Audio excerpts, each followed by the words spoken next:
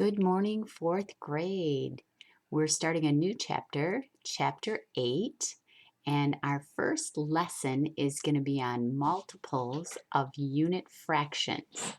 Now, if you look at chapter 8, it talks about multiplying fractions by whole numbers, and there is a show what you know on page 313 and a vocabulary on 314. Go ahead and try that, and I'll go over those two pages in tomorrow's lesson.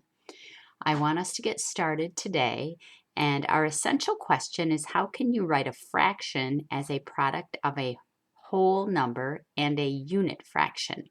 Now keep in mind, unit fractions are like if you cut the pie into fifths, the unit fraction would be 1/5.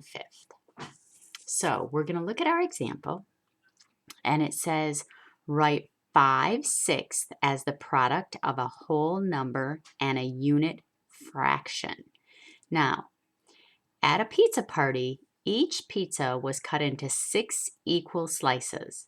At the end of the party, there was 5/6 of a pizza left. Roberta put each of the leftover slices in its own freezer bag. How many bags did she use, and what part of a pizza did she put in each bag?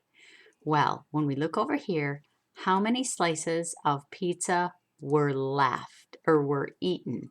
Well, if there are 5/6 that are left, only one piece of that last pizza was eaten. And the next question says, what fraction of the pizza is one slice? Well, since the pizza was cut into 6, 1/6 is the fraction of the pizza that represents one slice.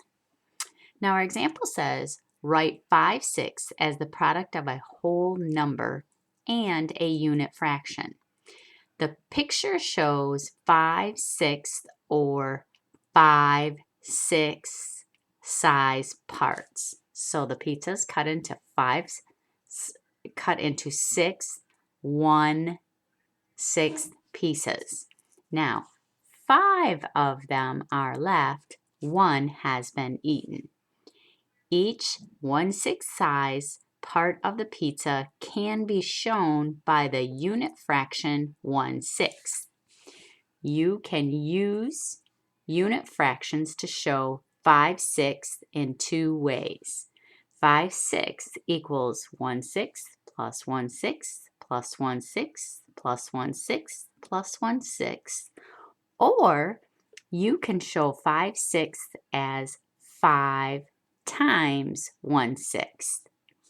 Now keep in mind the number of addends or the multiplier represents the number of bags used. And in this case it was 5. She had to use 5 bags because she bagged each slice individually. The unit fractions represent the part of the pizza in each bag. 1/6 is the piece that was in each bag because the pizza was cut into 6.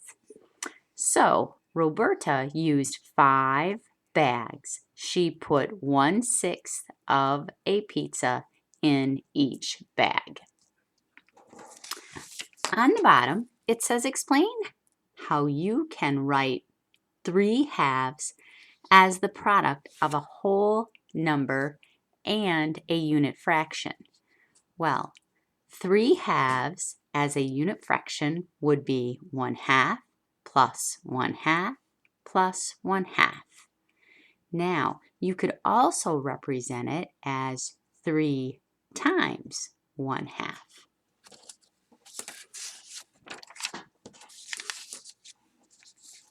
We're going to talk about multiples now.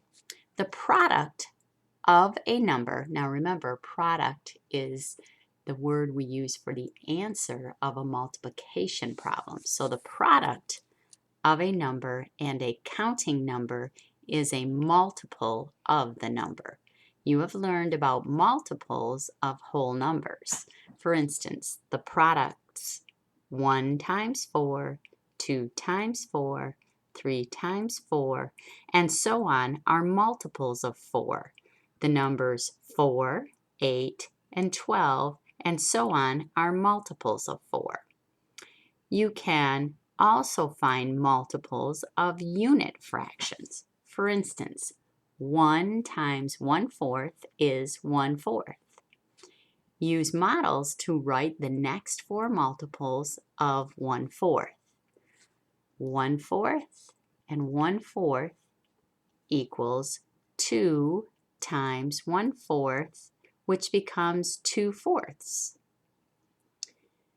3 times 1/4, 1/4, 1/4, 1/4 equals 3/4. 4 times 1/4 equals 4/4, or 1 whole. On the next one, it says to complete it on our own. So I colored the first 1/4 section or unit fraction in each given. 1, 2, 3, 4, 5. 5 times 1/4 then becomes 5/4. Multiples of 1/4 are 1/4, 2/4, 3/4, 4/4, and 5/4. If you use a number line to write multiples of 1/5, you would start at 0, and your first jump would be 1/5, second jump would be 2/5, third jump would be 3/5, which would make our fourth jump 4/5, and our last jump 5/5. Multiples of 1/5 are 1/5, 2/5, 3/5, 4/5, and 5/5. Now I'm going to do just one problem in each section of the Sharon Show to get you started. Here it says use the picture to complete the equations. 3/4 is going to equal how many fourths added together, or what number times 1/4. Number 2 says write the fraction as a product of a whole number and a unit fraction. The product means a multiplication problem, and whole number would be this one. How many units we counted? 4 times 1/5. That's your unit fraction. On your own, it says write the fractions as a product of a whole number and a unit fraction. 7/8 would be 7 times 1/8. Go ahead and work on the problem solving and your test prep. And on the back, there's a sense or nonsense problem. Go ahead and try that, and we'll go over that in tomorrow's lesson. Thank you. Have a good day.